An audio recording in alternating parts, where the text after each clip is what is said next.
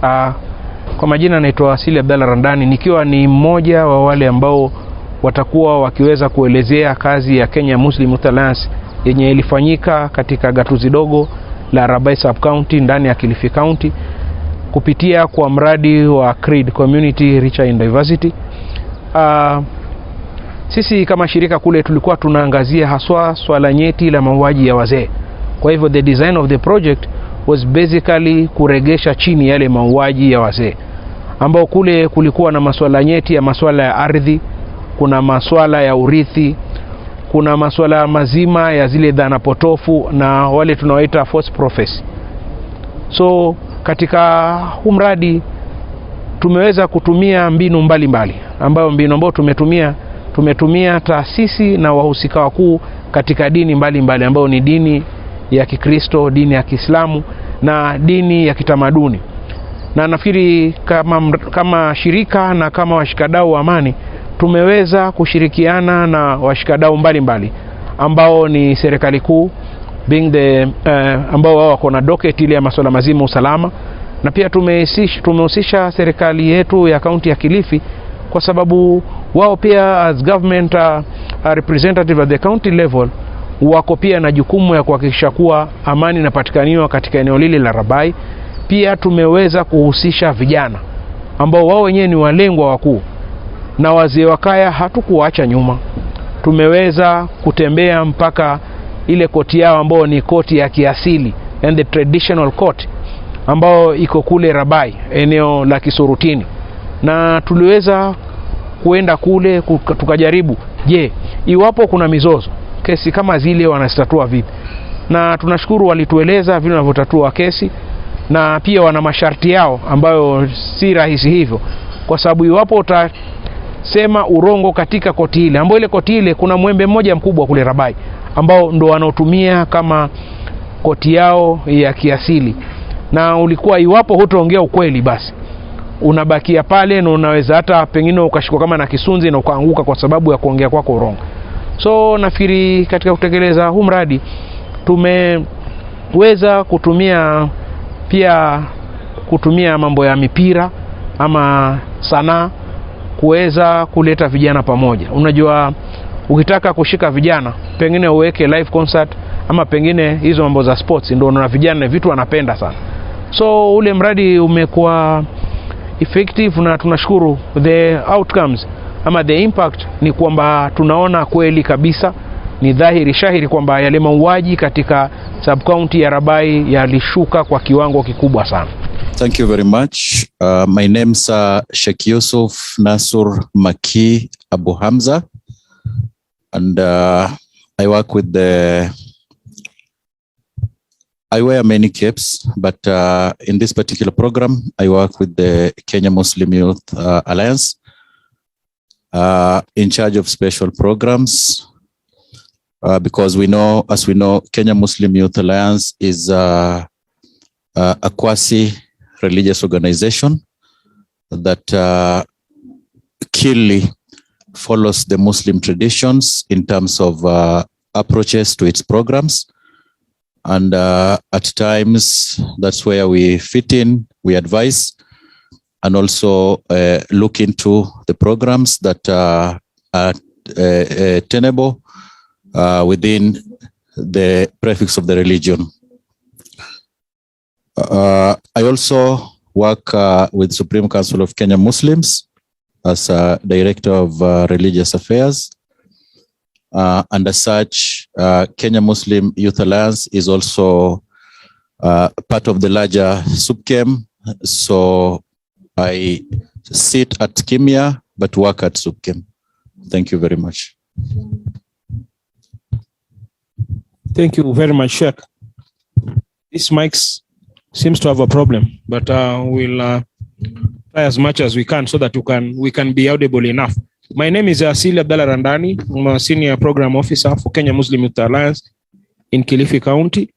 And I'm a youth leader there, county youth leader, Kilifi County. And I do sit in the County Security Team Forum in Kilifi County to address pertinent issues in relation to peace building work, so that we can have peaceful and coexistence within the county. And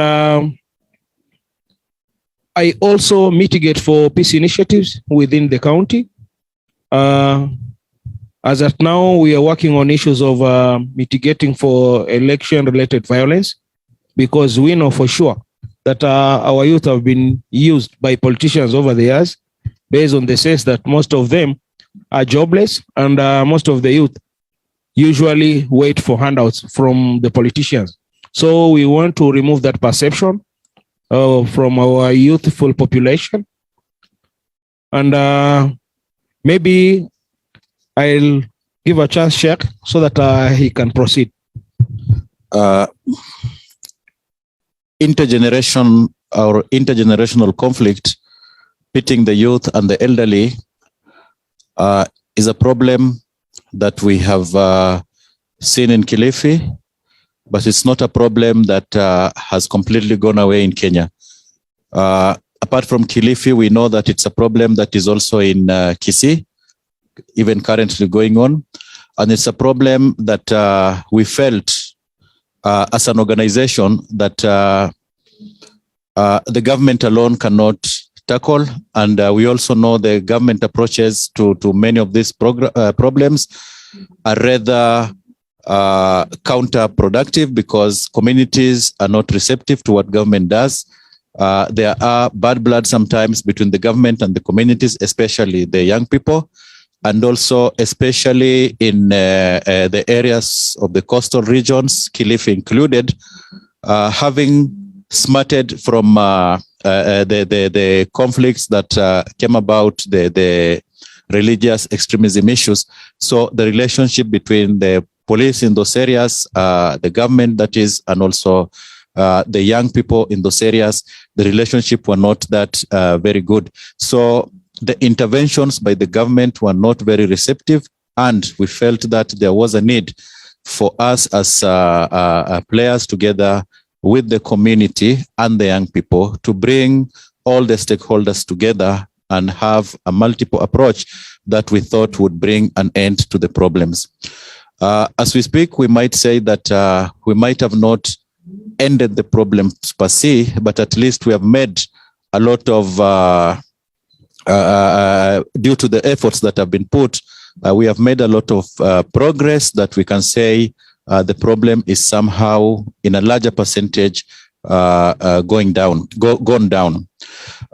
We particularly approached the different, those who we felt that were also people connected in one way or the other, like Patrick had mentioned, the religious leaders, because one of what fueled the conflict so much was also partly the perception that was created, and the religious leaders are also part of those who created the perception in terms of fighting sorcery, fighting demons, and something like that. And that also led to people believing that there are a lot of witchcraft that was happening there, and there was a need for them to be fought or be killed. Unfortunately, the problem escalated, and it went beyond, far much beyond what they also anticipated. So as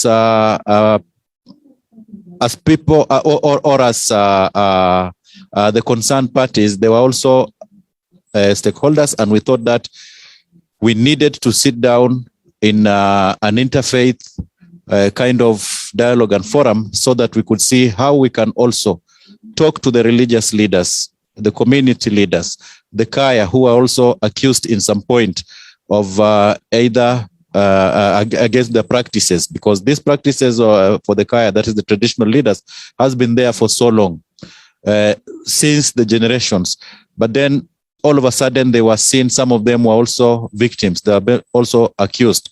So we thought that we need dialogue amongst all these stakeholders, including the government of Kenya, that is GOK, through the national government administrative offices, the local offices, the chiefs, who in some ways also became collaborators somehow. Because if somebody is accused of being a witch, then sometimes the whole village could gang up against that person. we saw the way the killings were happening. They were not so friendly. The killings were happening in terms of mob killings. So there was no justice at all. So somebody did not have any second. He was not given an opportunity even to explain himself. So as we will be explaining later, what the findings after that came out to be were coming from so many issues, underlying issues that were there. But ours, as a program and also in approaching this issue, we were looking for diversity as a program. And also in this one, we needed appreciation. We needed understanding from all the stakeholders and also inclusion so that they can sit together as a community. Thank you very much, Sheikh. I'll go straight to facts. As an organization, during the implementation of that program, we realized that there were inheritance issues whereby the youth who have always needed to get their share of inheritance used the notion of witchcraft allegations so that they could kill their fathers or maybe their elders so that they could sell the pieces of land that their parents had owned over the years so that they could buy the borders, as my program manager have told you. And the traditional clothing by the Kaya elders have been known to preserve culture and tradition among the Mijikenda, while these have been taken to other religions, like especially from the elders themselves have accused the bishops, the pastors, that those dressings were regarded to them as a sign of being witches. There have also been an issue of revenge, because imagine my young brother there, if you kill my father, that will result to accumulated grudges. Why did that young man kill my father? So we come up with the so-called revenge mission. So basically families used to hire some people, and it was too sad because when we were in Rabai, after we engaged the security actors, especially the sub-county DCIO and the DCC Rabai, he told us these young people can be given as little as 3,000 shillings to go and kill someone. Imagine. Just imagine how seriously economic empowerment should be done to our youth, because that is something that if it's not addressed, things might even go beyond that. So these revenges, especially the killing of elders, had been perceived to be caused by the wrangles among his families. And majorly, there was the issue of Waombezi. I don't know, maybe Patrick, this Waombezi in English, how we can call them. These people who go, maybe pastor can help.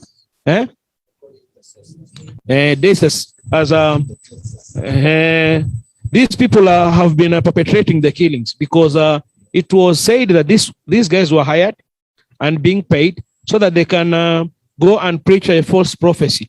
They see an old man dressed in the Kaya attire. They say, oh, that old man is a witch. See, so you are young, you are a young boy, just had a young son some few days ago, and he died or she died just because of that elder there. You see? And this false prophet, seriously, according to us as an organization in the implementation of the CREED program, we saw that it needed intervention. And as an organization, the interfaith dialogues that we had there seriously helped. And as I speak, initially, we used to receive cases of over 4 to 5 elders being killed in a day in just one single Rabai sub-county. But after we intervened as an organization, this number reduced to 1 a day. Now, just a few weeks ago, the area OCPD called me personally and told me, Randani, we are so grateful that as we are going toward the festive season, we've not had any killing of these elders. So we hope you as an organization, you won't tie up easily. You will maybe mobilize for resources so that we can come again, hold the community barazas and the community dialogue forums so that no more killings will be witnessed within Rabai sub-county. Then prosperity and success. The word success and prosperity have meant different things to different people for others. They manifest in material wealth and huge amounts of money to facilitate purchase of the things they want to do in their life without having to feel financial stress or struggle to make ends meet. In the modern life within the Mijikenda society, if young men and women start prospering within the families or society, many of those who cannot account for the wealth and success associate them with devil worshipping. Imagine, they've moved out of witchcraft. Now, if maybe you happen to be struggling a lot, maybe you accumulate wealth, the community tells you you are devil worship. So imagine a society whereby people, everybody wants someone to achieve some things, some goals as you progress with your life. So that the extent where things are as we speak. Thank you very much.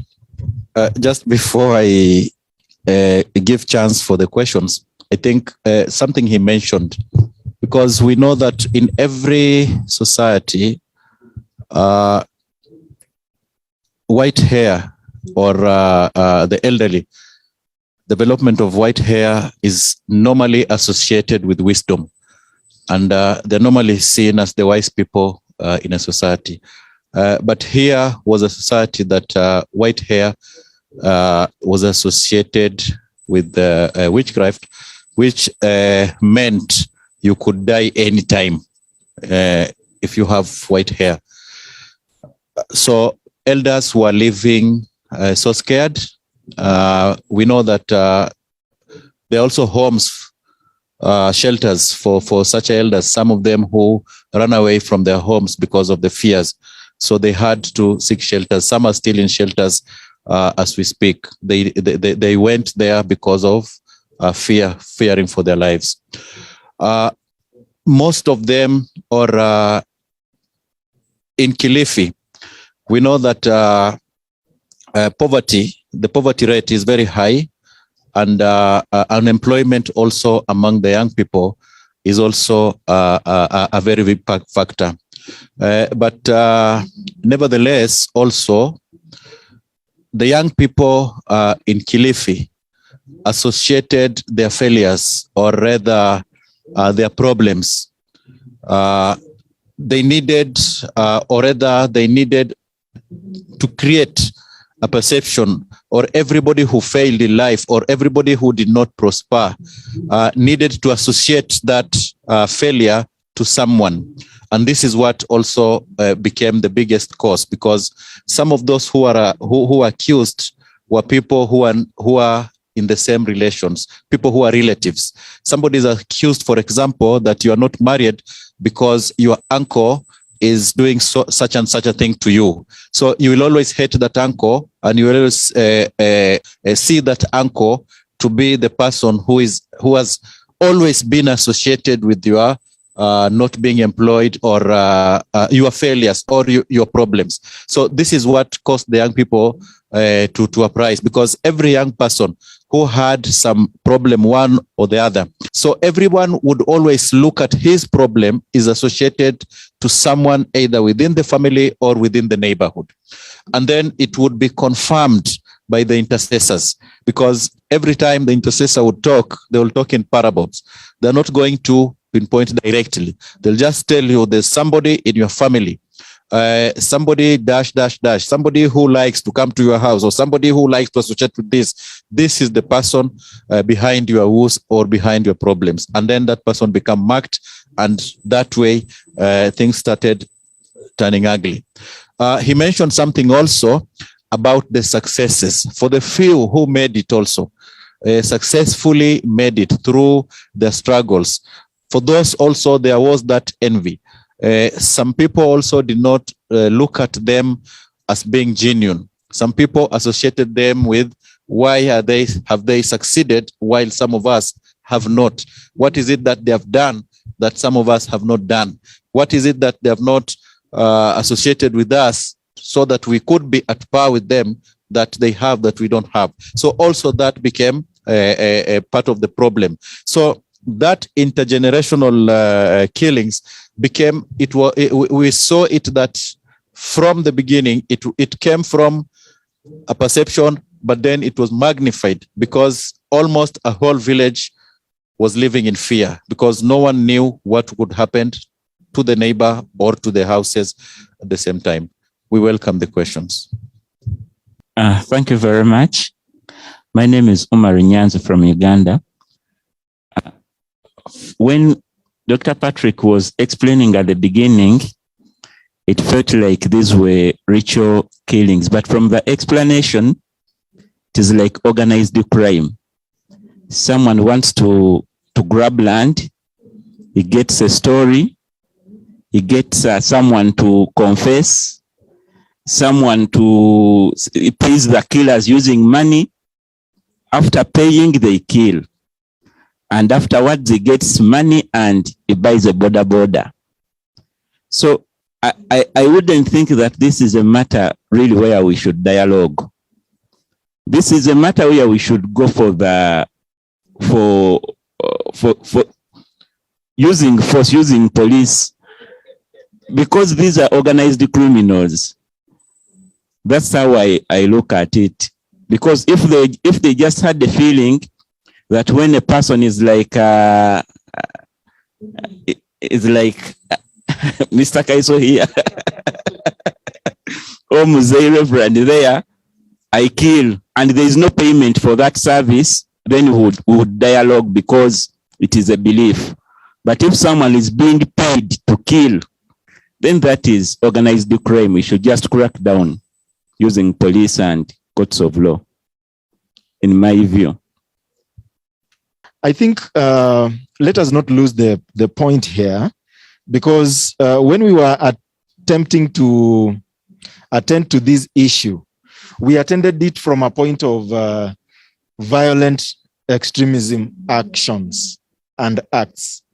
Now, we know that from our history, as an institution, we began engaging in violent extremism 11 to 12 years ago. That is when we first did our first intervention. And there are a few things that we've learned about the cycle of recruitment, radicalization, and taking part in the actions. So depending on how you respond, because we know that as a government or as a country, the Kenyan state has responded violently to some of the violent acts. And what that does, when you securitize a response to violent extremism, not all the time does it provide positive feedback. In fact, research and experience from our side has shown that the more you respond violently, the more you recruit and the more you radicalize. So for us, this project attempted to provide solutions from a prevention of violent extremism point of view. Because remember, even this child in a family, before they go into a community, they must buy into a certain ideology. So if the ideology is about perceiving people who have white hair as sorcerers, and then you believe that if you have not succeeded in life, it has to do with your neighbor, whom any person who speaks says that they have spells that make other people don't to prosper. Don't you think these are an ideology? So how do you respond to such an ideology? By going there with force. So that was what inspired our approach, that let's go into it from a dialogue point of view. And it was not dialogues only that we adopted. We also adopted two other approaches.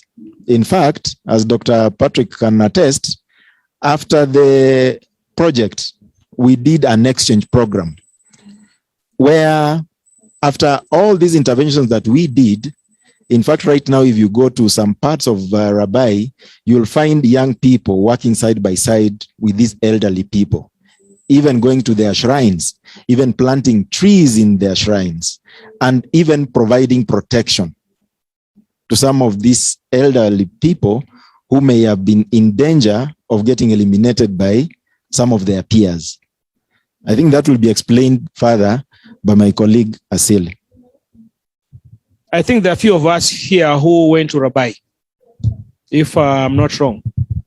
Ibrahim being one of them, a bishop there, my young brother from Burundi, amongst other people. And initially, everybody feared to go to the shrines. But thank God, when the delegation that managed to go to Rabai, people were taken to the shrines so that the Kaya elders could tell them and show them the way they usually do their prayers. I'm done with that. I'll respond to your question, my brother.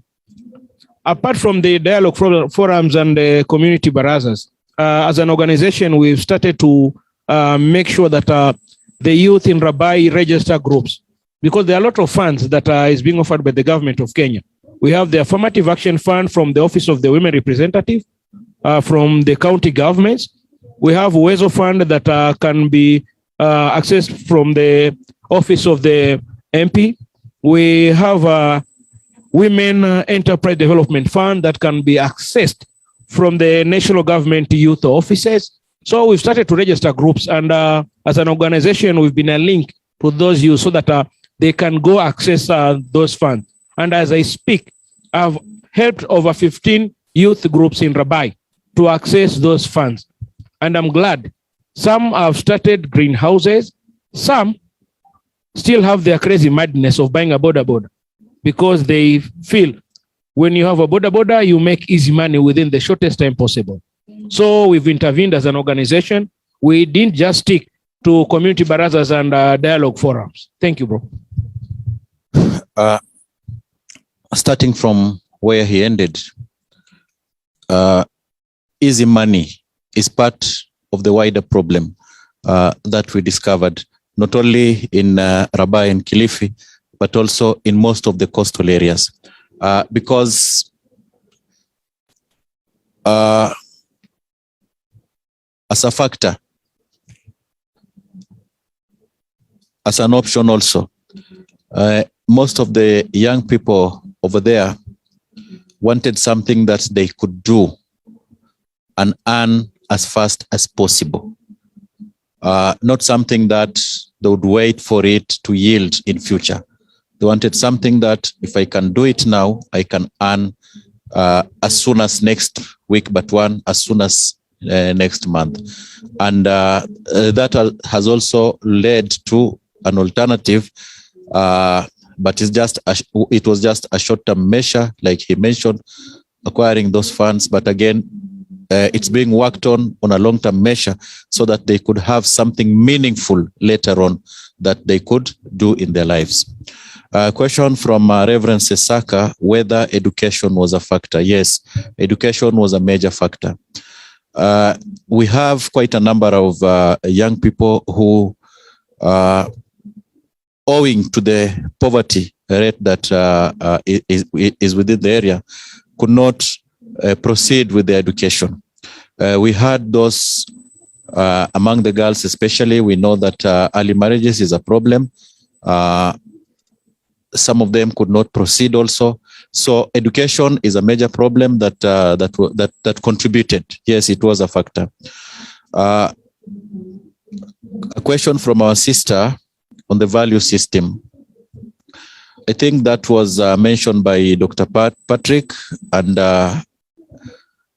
one of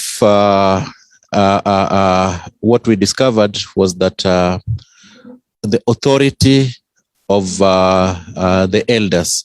This is this is a community or a society that were brought up strictly in a traditional way, following to the letter the authorities from the elders. But in the recent times, we've seen erosion of that authority from the elders, either because of also what we can say the urbanization of the villages, also because coming in of the boda and all this opening up of the villages also made it difficult for the elders, because now the young people could also go to urban areas and come back to the villages. So we've seen the erosion of those authorities that the young people could not authoritatively follow religiously what the traditional leaders are saying. So there was that a push and pull about the authority of the elders versus the generation. This is why we call it intergenerational, because it is a generation now that feels that those elders are now outdated in what they used to do and the traditions. Now they're modernizing because they're coming up with, as they learn from also the neighboring counties, like from Mombasa, for example, or Kwale. So from what they're learning from the young people from those neighborings, now they're also emanating. So erosion of that authority was a factor, truly. And another question, I think, was about the situation before 2018, before the program came in. One thing is that before 2018, we cannot say that the problem was not there. The problem have been there, and people lived with it. But again now, prior to 2018, we saw the escalation of the problems. The problems were there, but now it escalated due to the factors that we've mentioned, and now it needed intervention. In major or in majority of our rural villages and areas, a belief or a culture has always been there that some people are sorcerers or are practicing sorcery. This is a notion that has been there. In fact, we have some communities here in Kenya. Jokingly, we do say that they do not believe somebody dies naturally. Any death within that community is always associated with a hand of someone, that it did not just naturally happen. So we have those kind of notions. It's only that in those communities, people have lived with it, rightly or wrongly so.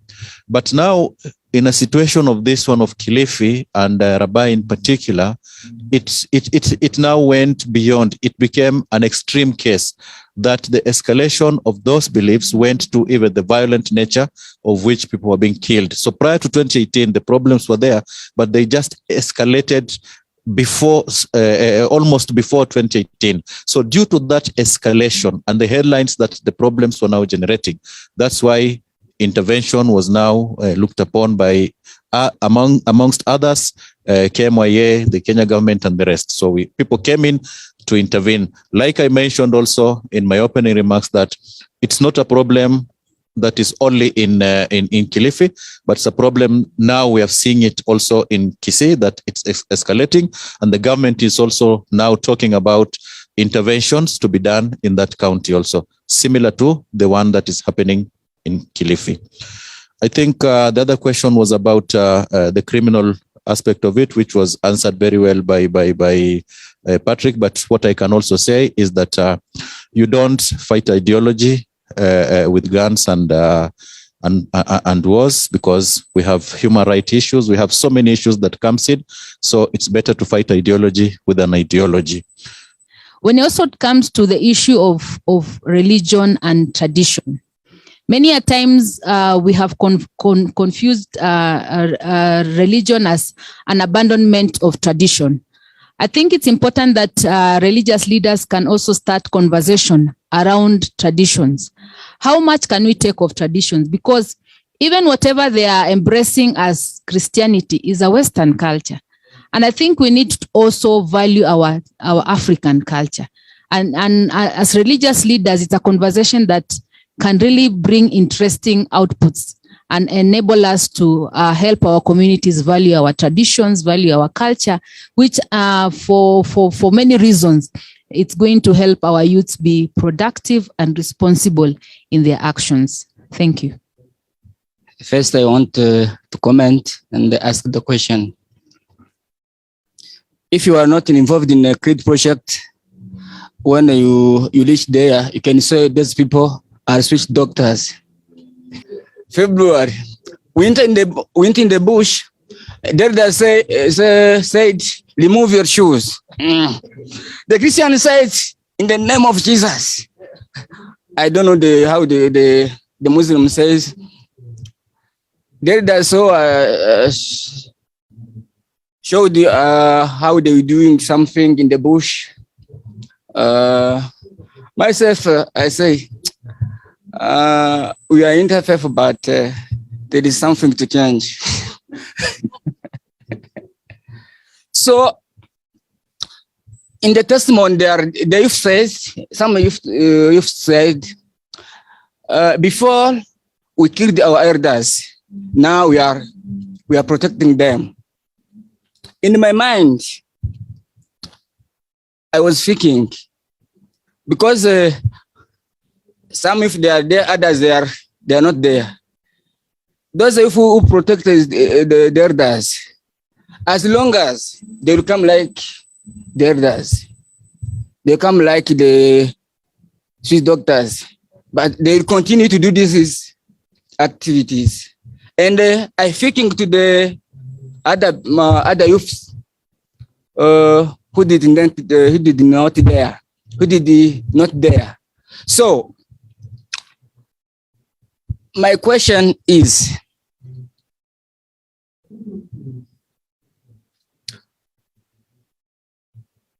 what do you think between those who are protecting the elders and the others who are not understand the project? This is the first question.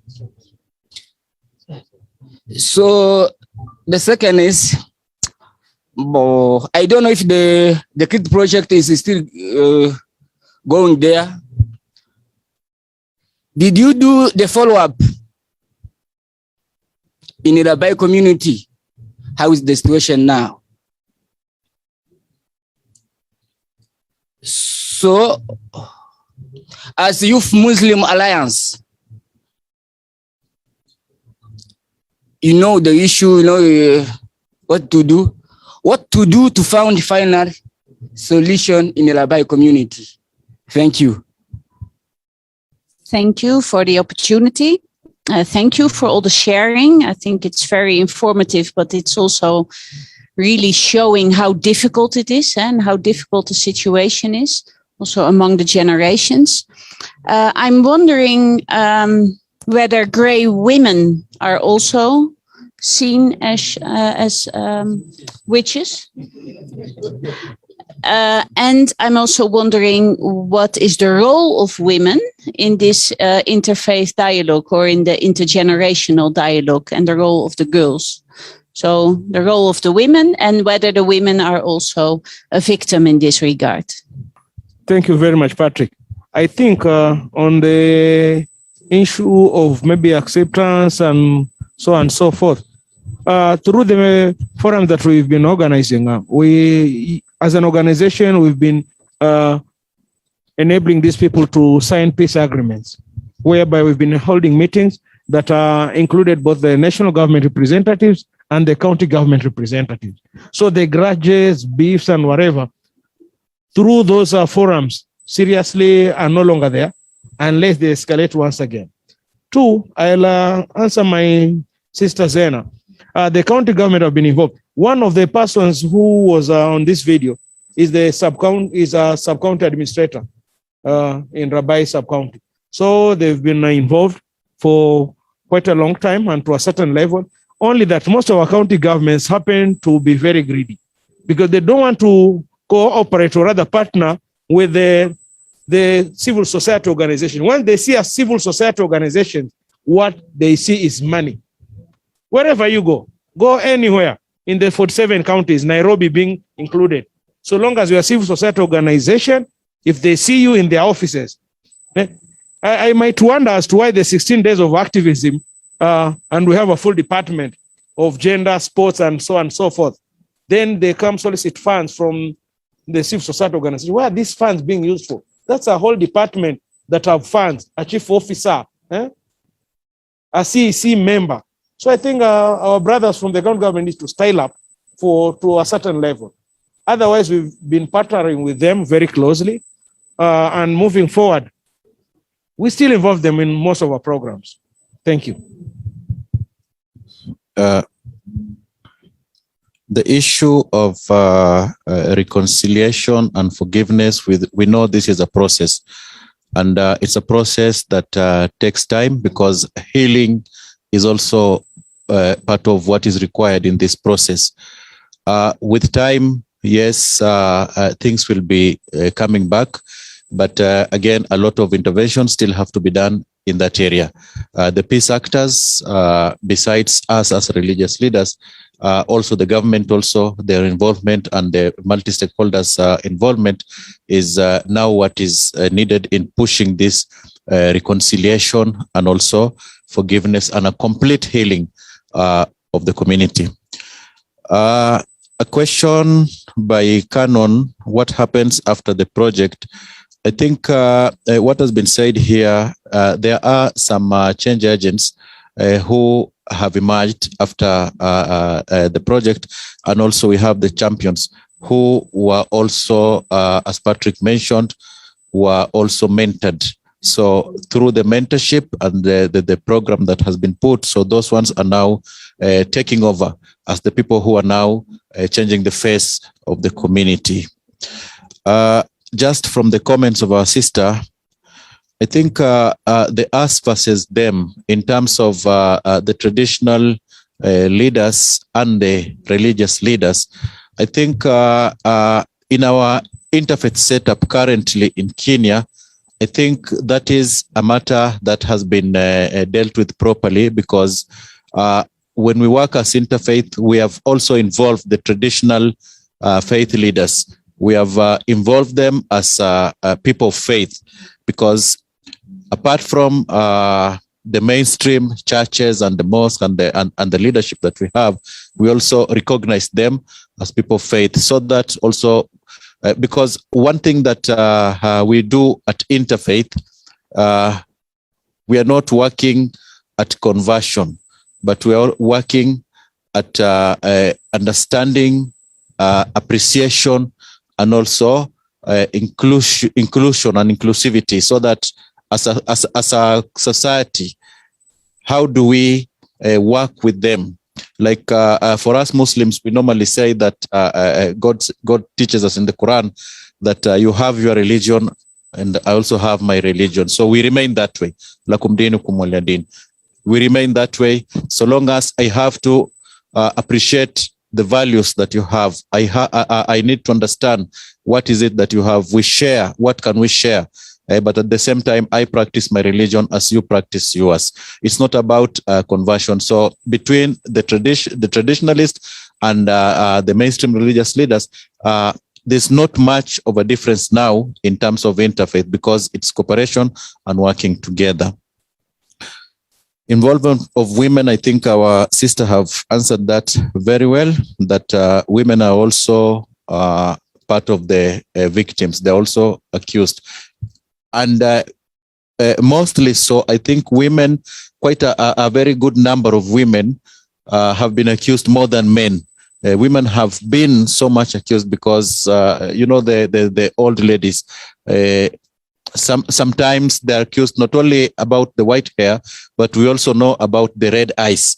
There are issues of the red eyes, besides the white hair, because, you know, when somebody ages, the eyes changes, and that also become a sign. So women have been more victims than men in this. I think Patrick have answered most of the questions.